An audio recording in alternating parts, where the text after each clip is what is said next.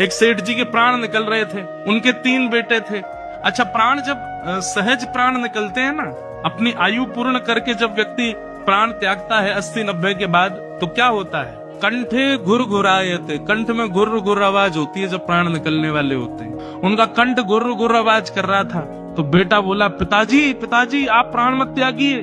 पिताजी कुछ हाथ हिला रहे थे, तो बच्चों ने सोचा पिताजी शायद अब मृत्यु आ गई है, तो उस जाने से पहले बंटवारा करना चाहते हैं कि भाई प्रॉपर्टी आदि इसकी, इतनी संपत्ति उसकी, इतनी उसकी। बोलिए पिताजी कितना किसके बट में? अब कंठ से तो गुर्र गुर्र आवाज निकले, तो बच्चे बोले क्या करें पिताजी, स्पष्ट तो बोले नहीं पा रहे।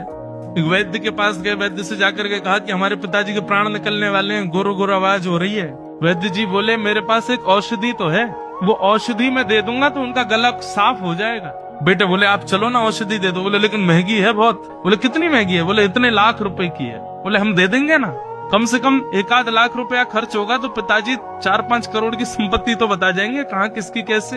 1-8 लाख खर्च हो जाए तो क्या बड़ी बात है। दे दिए वैद्य को। वैद्य आए, वैद्य ने आकर के चटनी बनाई, बढ़िया एक रसायन बनाया, और जैसी सेठ जी के मुख में डाला, भीतर जाते ही गला साफ हो गया। सेठ जी बोले बड़ा वाला बेटा कहाँ है मेरा?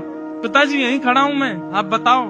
बीच वाला कहाँ है? बोले मैं भी यहीं हूँ। छोटा कहाँ है? बोले मैं भी यहीं हूँ। तुम्हारी पत्नियां कहाँ है? बोले वो भी यहीं खड़ी हैं, आप तो बस बता के जाओ किसका कितना कैसे।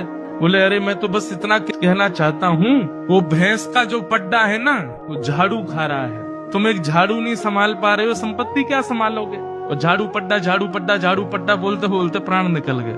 और ये बात जितनी आसान, जितनी हंसी की, जितनी हास्यपद लग रही है ना, उतनी ही सत्य है। व्यक्ति का जब अंतिम क्षण आता है वो विवेक शून्य हो जाता है, और उस समय वो चाह करके भी जगन्नाथ जी को बोल नहीं पाएगा, नाम याद कर नहीं पाएगा।